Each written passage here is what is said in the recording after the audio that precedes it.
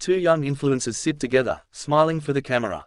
In front of them is a birthday cake, and between them sits their toddler, face blurred for privacy.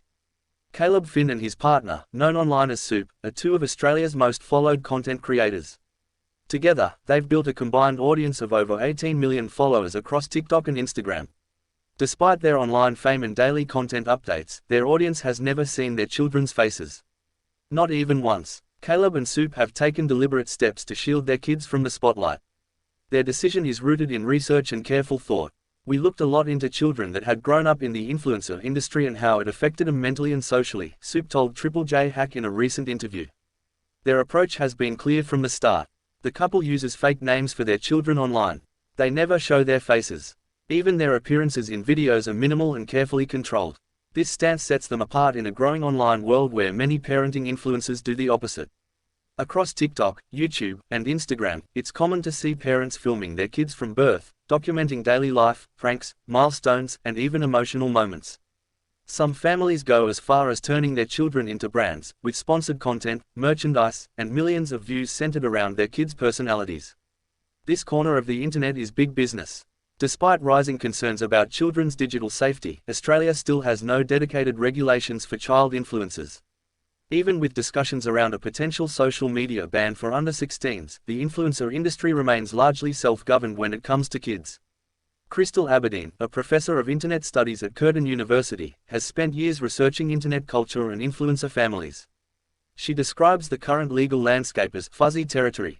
There are, of course, long-standing guidelines for child actors in traditional media. State-based laws dictate how many hours children can work on set. Permits and licenses are often required. But the moment that production shifts to a family living room and is uploaded to TikTok, those protections largely disappear. If a clothing brand was filming their own commercial and wanted to use a child actor, they'd be bound by those laws, Professor Aberdeen explains.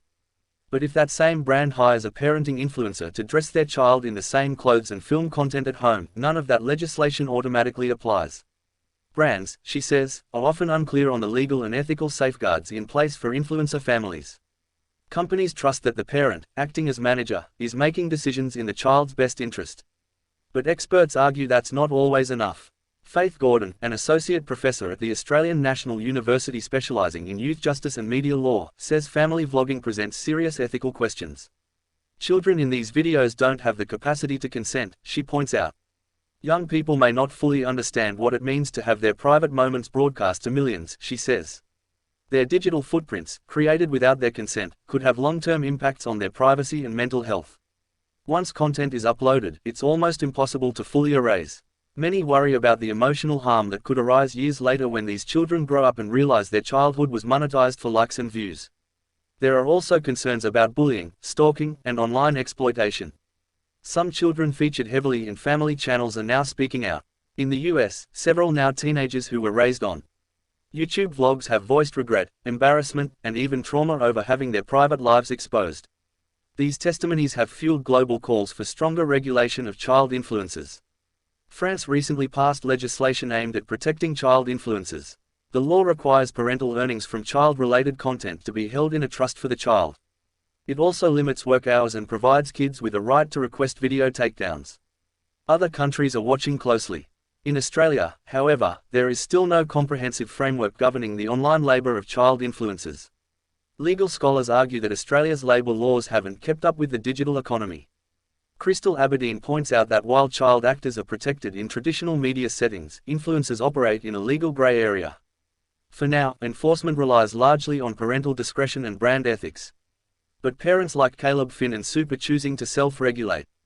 Their decision to shield their kids reflects growing awareness of the mental and social toll that childhood internet fame can bring. For them, the priority is their children's long-term well-being, not short-term engagement metrics. They still share aspects of their parenting journey, late-night feeds, toddler tantrums, milestones, but always on their own terms. And always with their kids' identities protected.